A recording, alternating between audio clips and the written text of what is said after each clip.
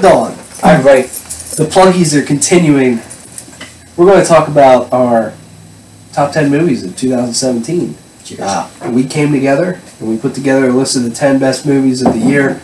Now, we haven't seen everything. This is just based off of what we saw. I've seen everything. But Every movie.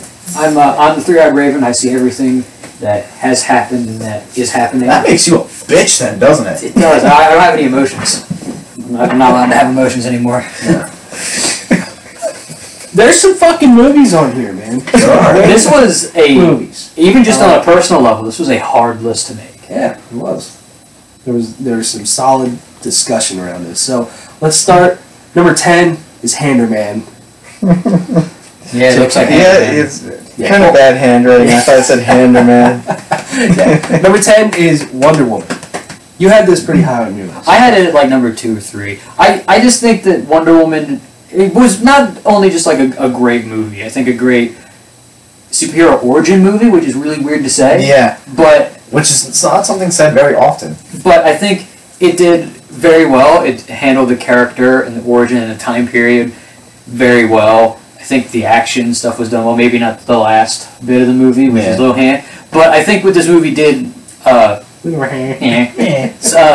socially, I think this movie is also just great because what it did socially. I mean, it's honestly, I think it's the first really majorly successful like superheroine movie. Mm-hmm. Yeah. Same with female director. With a female director, you know, Patty Jenkins, who was like, you know, hadn't had the greatest career up until this point. I mean, she got ousted from directing Thor: The Dark World, and then she comes and she goes, look what you did. Look what I made.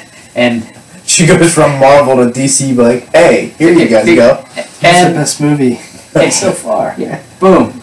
And I just think that, like I just kind of said, I think this movie was just handled very well. Mm-hmm. My cat looks like a jackass. Right?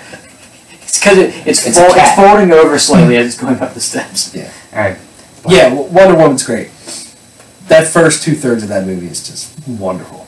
The scene where they first start playing like the Wonder Woman theme. Yeah. It's like in the trenches. Just beat the shit out of everybody. That seems kind of got like a quarter chub there. Yeah. Just yeah, it moved a little. At number 9. Because of the violence? Because of Wonder Woman? Yes. That's the correct answer. At number 9, we have Dunkirk. Dunkirk is just a fucking amazing movie, in my opinion. And it's an higher on the list. Yeah, I mean it's my second favorite movie that I've seen this year, and you know it's one of Christopher Nolan's best movies in my opinion, because what I love about it is it's incredibly like well made and put together and shot, and there's 3 distinct timelines going on, so you're watching it and it's just kind of hopping back and forth, and you're a little confused, but as the movie goes on, all of these things start to come together. And throughout the whole movie, you really don't know who any of these people are. You don't know background for them. I mean, it just starts off right away, just dropping you right in and to the situation. For this sort of war movie. Yeah, I love that aspect of it, because it's like you don't need someone to really be the hero in this, because they were all kind of just regular people, regular soldiers, just here in this shitty situation doing what they need to survive and to get out of it. Yeah, exactly. But it was just well made. It was intense. There was a lot of very just gripping, fascinating moments, and it's one of my favorite war movies. It was probably one of the more real and raw looks at war that we've seen in a while. And we've seen a lot of war movies in recent years, but this seems more... Mm-hmm. There's not a lot of like action. It's less fantasized, less romanticized. Yeah, it's less romanticized. Like the what is it, O Dark Hundred or whatever, and the Benghazi and all those other movies. Like 13 hours. 13 hours. 13 hours. The Benghazi. That's the Benghazi one. But they're, or something like that. Zero Dark 30? Zero Dark Thirty. Zero Dark 30. Whatever. So It works. Oh Dark 30 works. Yeah. Oh Dark 30 works. But either way, We gotta check that one out.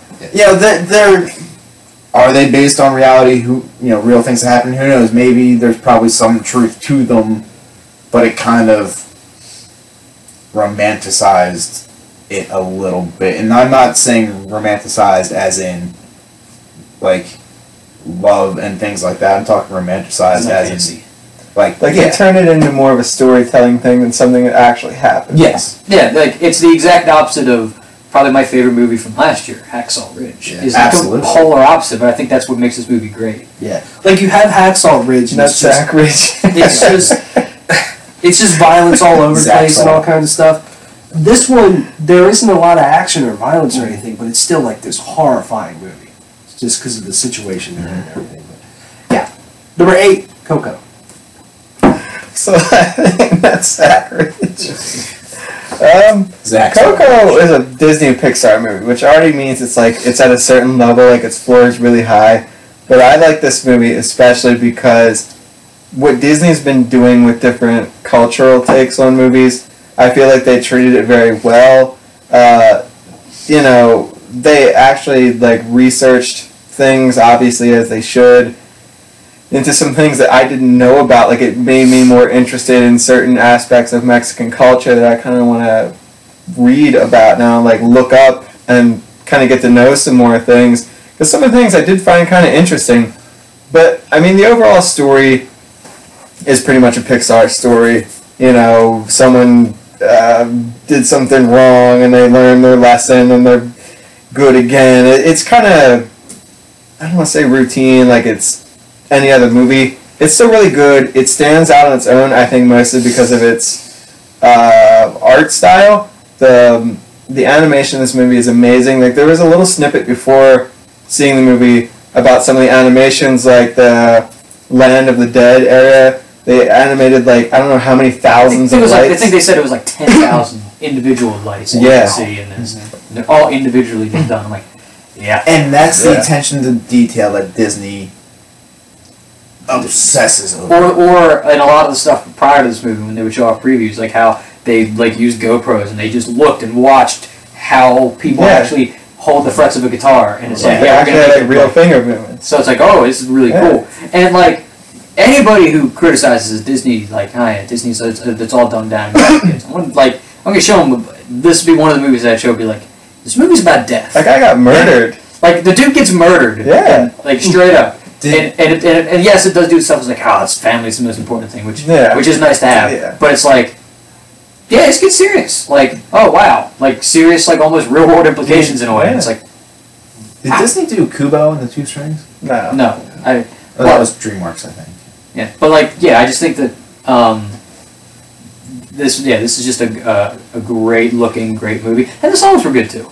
The songs were I really liked the music in the movie. Yeah. Number 7, we have War for the Planet of the Apes. Apes. AKA Apes. Apes. Apes 3.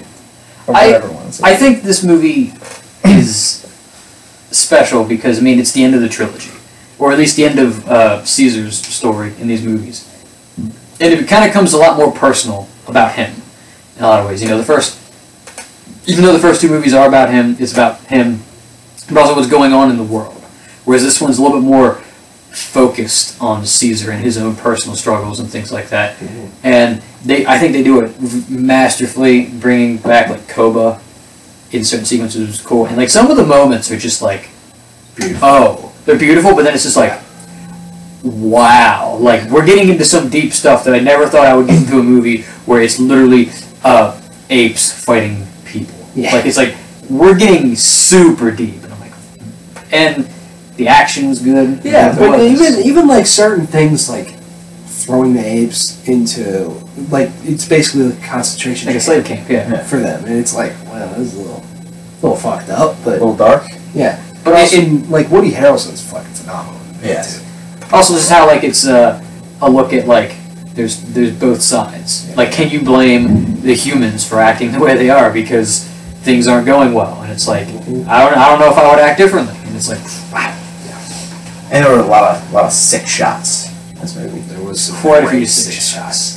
I love sick shots in movies sometimes, man. As long as there's not sick shot after sick shot after sick Yeah. shot, then it's just not as sick anymore. No. It's just a shot. Speaking of a movie that had some fucking sick shots, Star Wars: The Last Jedi, at number 6.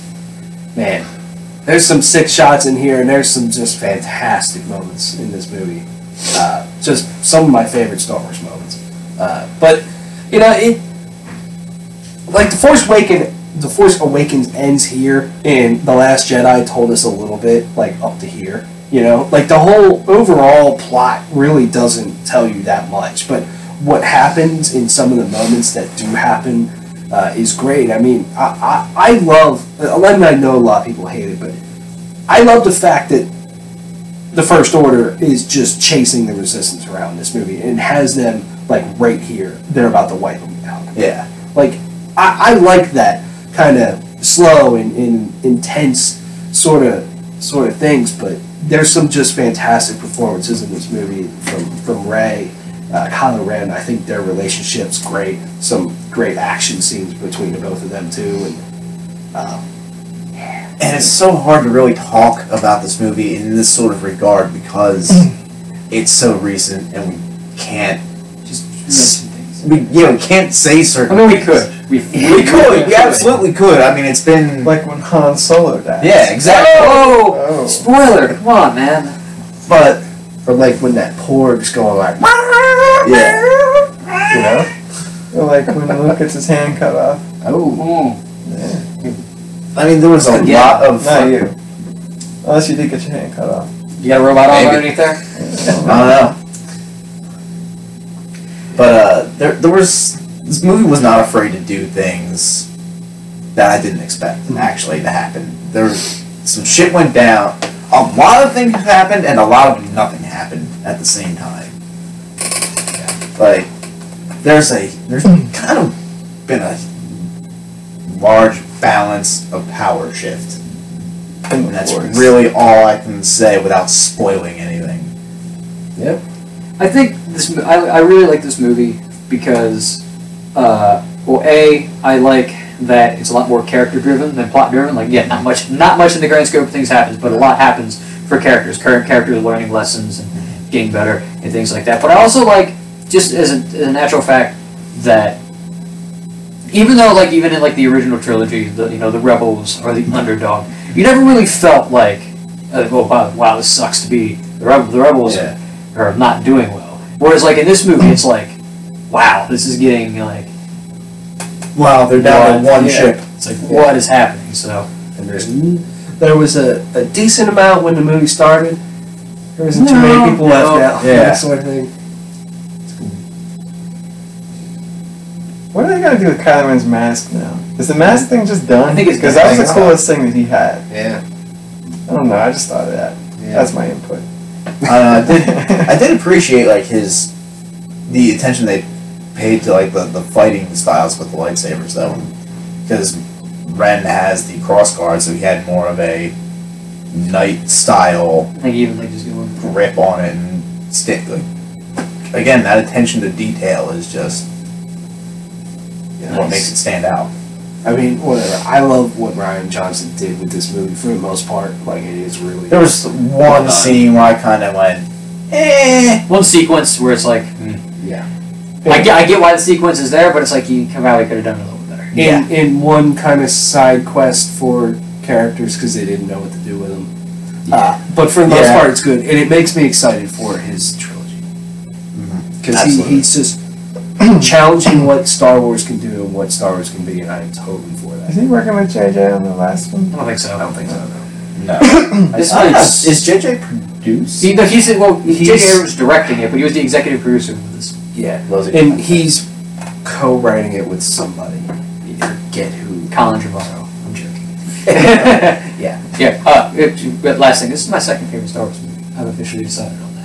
Whoa! I like this movie. Wow. I like this movie. You know what? No, I I like it agree. a lot. I'd said it beforehand, before seeing it with you guys, because I'd already seen it. And I'll say it again. Best one since Empire. I like it. I think it does good. So, I'm with it. Okay.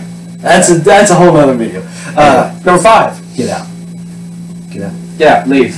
I didn't see Get Out, so I guess I should.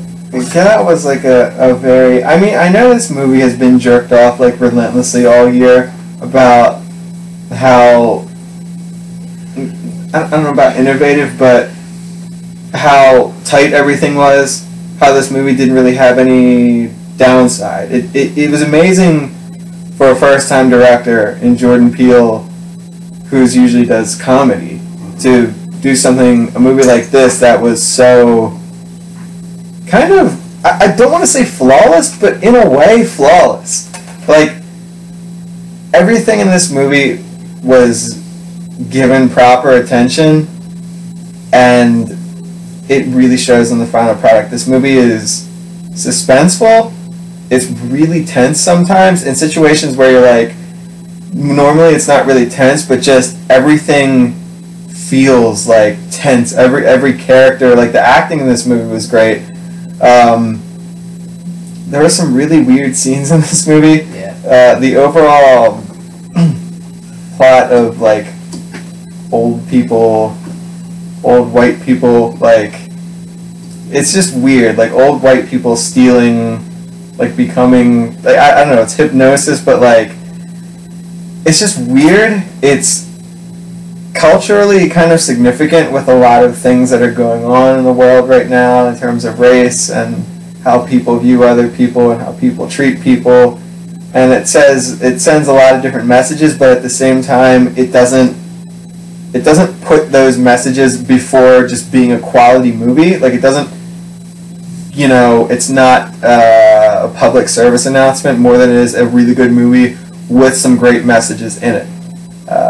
I thought the movie was great. It was scary in a way that is more creepy than scary, but still scary. Scary in a totally different way, too. And, you know, I like this movie a lot. I love, like, just the whole, like, atmosphere and setting of the movie. Just, like, where the house was and everything that they were at. It just, I don't know, just something felt very different about it. And you could totally tell from the beginning that something was off, but then the more you found out about why it's off. Fantastic. That movie probably wins the award for, like, the most profitable film of the year. Because I think they made that movie for $5 million and it made, like, well over $250 million. Wow. Like, holy hell. Yeah, that's like a. I don't even know how many. That was just it's like a 5,000% increase. Yeah. Yeah, something. Number 4, we have Atomic Blonde, which this is your favorite movie of the year? It's my favorite movie of the year. It's maybe not the best movie of the year. I think that's where I kind of go with, where did it end up falling? 3? Who's next? Yeah. I think number 3 is the best movie of the year, but Atomic Blonde is my favorite movie of the year because it's the best action movie I've seen in a long time. I mean, like, fighting action. Fight sequences in this movie were so amazing. It was all like one shot, maybe 2 shots. Charlize Theron is an incredible actress. Does her own stunts.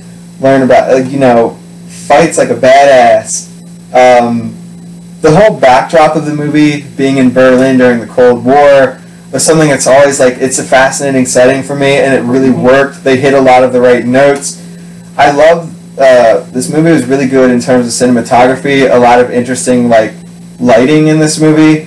It really kind of went back to the 80s in some ways, while it was still modern in a lot of ways. The soundtrack is the best movie soundtrack of the whole year, maybe the last few years. Yeah, it was an awesome movie, a lot of awesome action, a really good, interesting story. God, what's his name? James McAvoy was really good.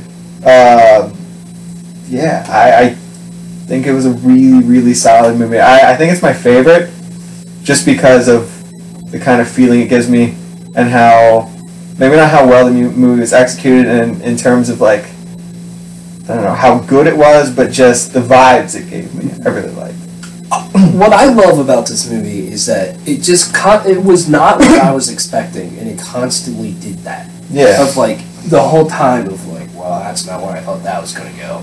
But I don't think when it comes to action movies, in like my favorite action sequences in movies, this is absolutely up there as one of the best. The stairwell? The stairwell. Yeah. Thing. Like, all the music and sound cuts out, it's just this raw fighting between people, and it's violent. It's like, oh, that was just so good. And it goes on and on and on in this just brutal fashion. It was perfect. Number 3, Blade Runner 2049. I didn't see this movie, but this is if there's one movie from this year that I'm like, fuck, I really missed out on that, and I should have seen it. It's this one.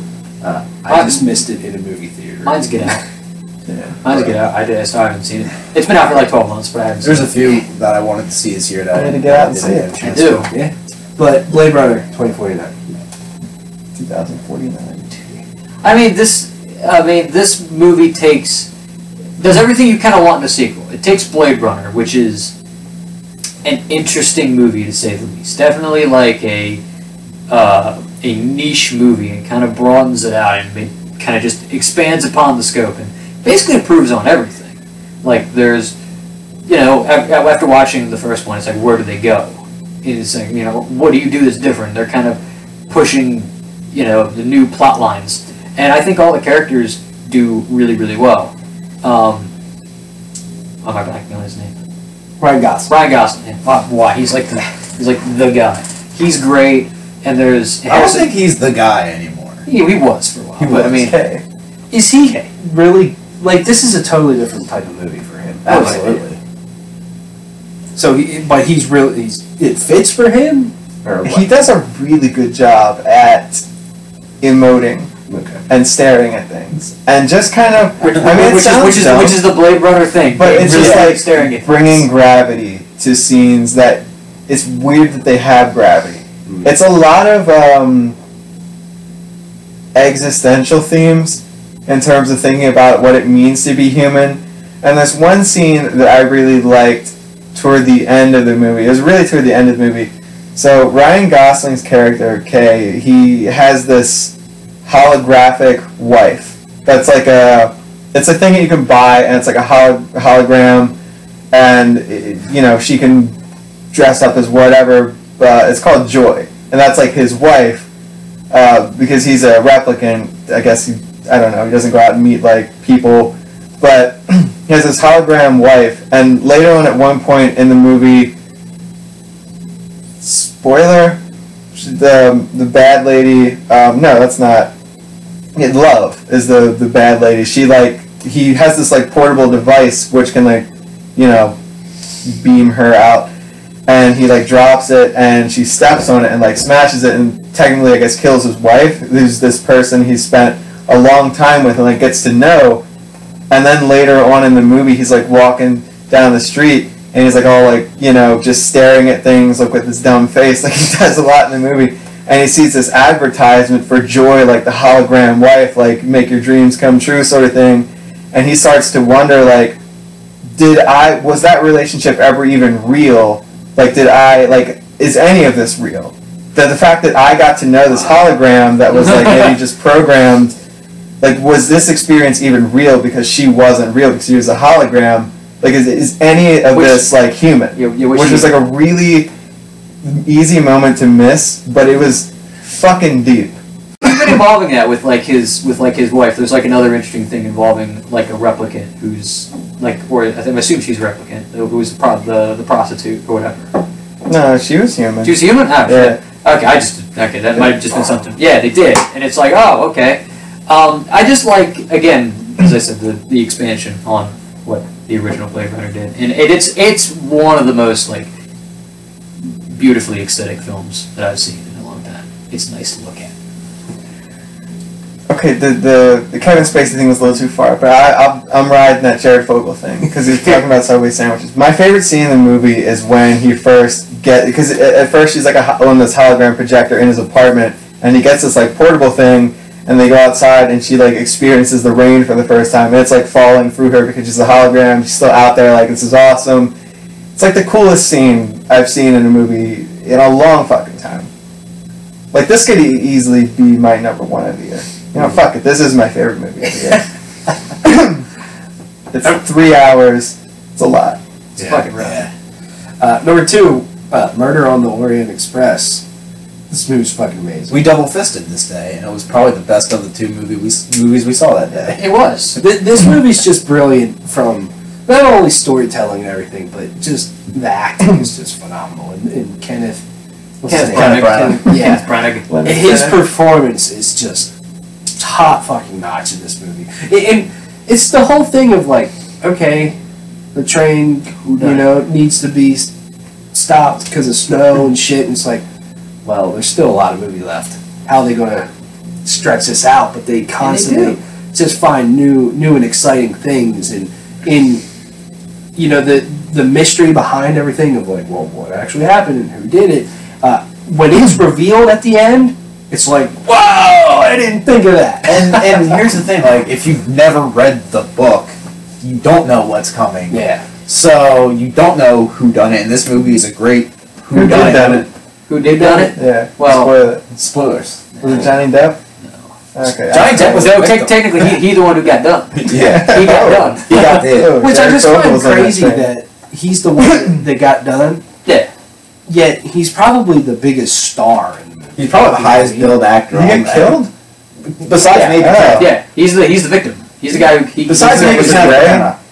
But he's also getting paid for Michael directing Scorsese. and Michael writing Scorsese. and But it's just like, wow, Johnny Depp he draws people to the theaters. And then it's like, and it's like just how the plot just twists and turns. You think you have the answer. It's like, boom, here's the answer. This is it. This is like obvious. And it's like, nope, it's not. Oh, okay. And it's like, oh, here's more things. And it's like, wow, there's all kinds of things happening. Wait. and you can figure it out before the end of the movie if you pay attention. If you pay attention, but then it also just takes it like one step further, and it's Yeah. like, oh. Because I was Okay. starting to put things together, and then they just quick got to the reveal. Yeah. I love this. This movie could have been longer.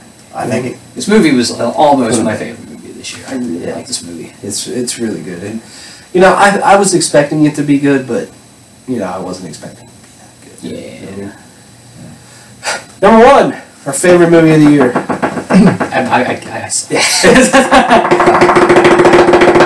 Logan. Yeah. Logan's great. I had this feeling the second after we finished watching it. Logan's just one of those movies where you're watching it, and to me at least, this is my favorite movie of the year, and, Oh, yeah. and I'm like, this is just special, the whole thing. It's special because again you have like this history with Hugh Jackman being Wolverine. It's this character that we spent 17 years with, and not only that, it's probably the most emotionally driven performance that he's given as the character. It's in some ways also like the most vulnerable he's been as the character, which is nice. And it's just, I think the thing which I think you can apply to just about any of like the top 5 of our top 5 movies is like, but movies are great when they transcend their genre. This isn't just a great superhero movie. Yeah, it's a great Because not only that, it's a great Western. yeah. Yes. But it's just a great movie. You don't have to like Marvel necessarily to. You might need the background references, Yeah. but like to get the overall idea, it's like I would There you say go. this It's is good. probably the least superhero movie I have ever seen, and it's probably one of the best ones I have ever seen. Yeah, to me, like, when you talk superhero movies, a lot of people say Dark Knight. what do you And they put that on its own pedestal. This You know, deserves like, this to is be a on its own great pedestal movie. as well. This Yeah. one's better. I think so. Logan's up there. Logan's better. I think Logan's better. It's also because whereas the Dark Knight kind of you had like a bunch of characters. Yeah, you had Gordon and Alfred and Bruce and everybody kind of all coming together. This movie, for the most part, is Xavier, Wolverine, and Laura, and that's it. And you get a couple other people who show up every once in a while, but it's mostly those 3, mostly specifically Wolverine and Laura, and it's like.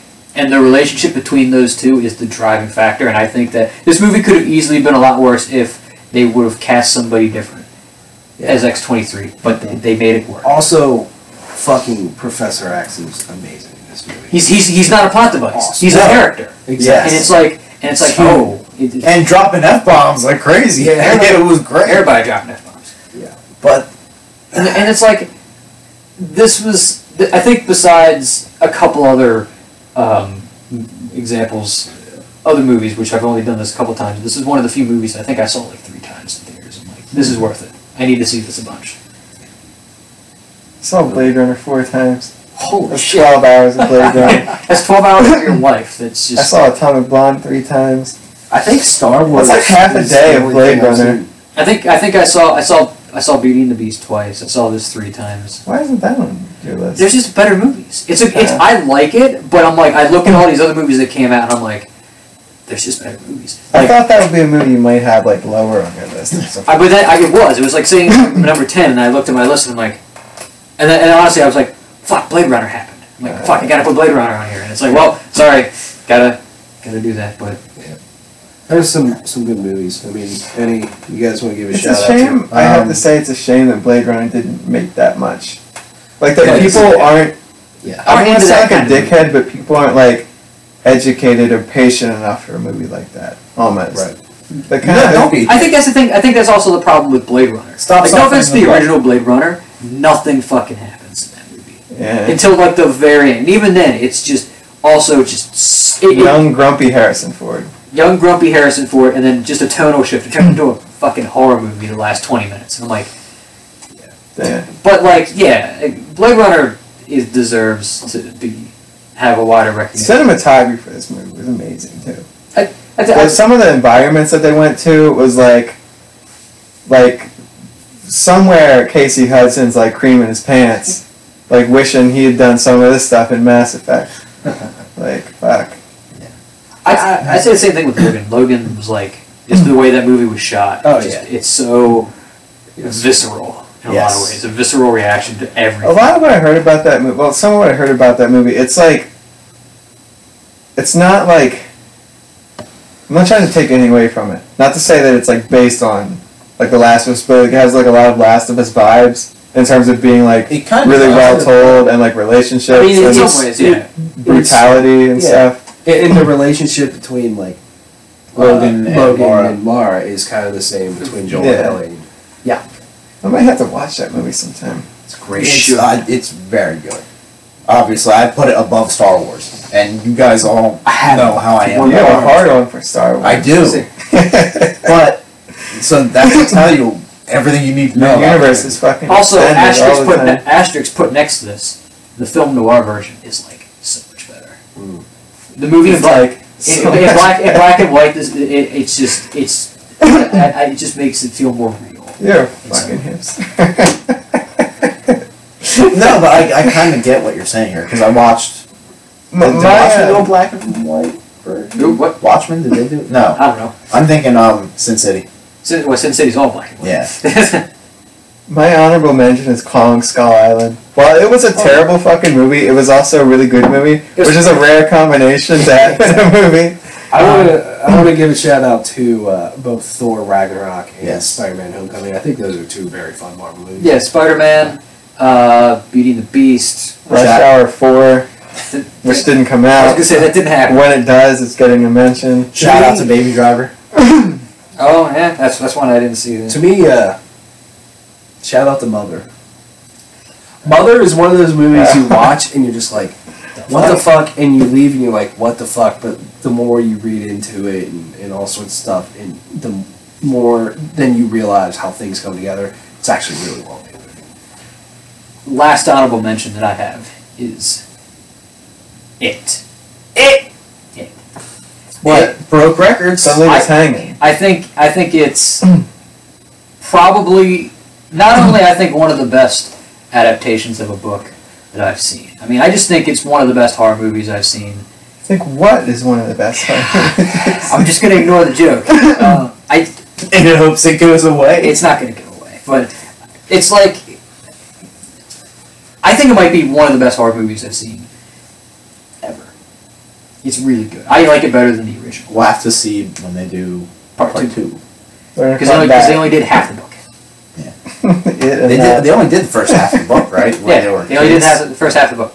And like I said, this is the year of fucking child actors, man. Of great child actors. Because you have like It, and Stranger Things, which is basically led by all child actors. Then you have Daphne Keane in Logan, and then you have the girl from War for the Planet of the Apes.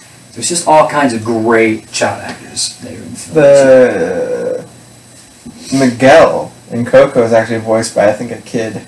Yeah. And the person that voices, I can't remember her name, the mama or whatever that originally banned singing in the whole family, Yeah. is voiced by this girl that voiced like a couple Khajiit in Skyrim. I just know that because Khajiit Yeah. Bears, if you want. Big Sick is the name of the movie, I'd say. Really good. Really touching romantic comedy. Actually, good romantic comedy. So Not like that Dane Cook shit. No Yeah. offense to Dane Cook. Actually, all offense to Dane Cook. I liked him in Waiting. Okay, I'll give you that one. That's Where he really like the only good put his thing. pubes in someone's. Waiting is a great movie. You're waiting If you've never seen it, you should watch it. Yeah. I'm waiting for you to hit the fucking button. For sure. Your movie of the year is. Yeah, waiting for you to hit the button, then you can get out. Oh!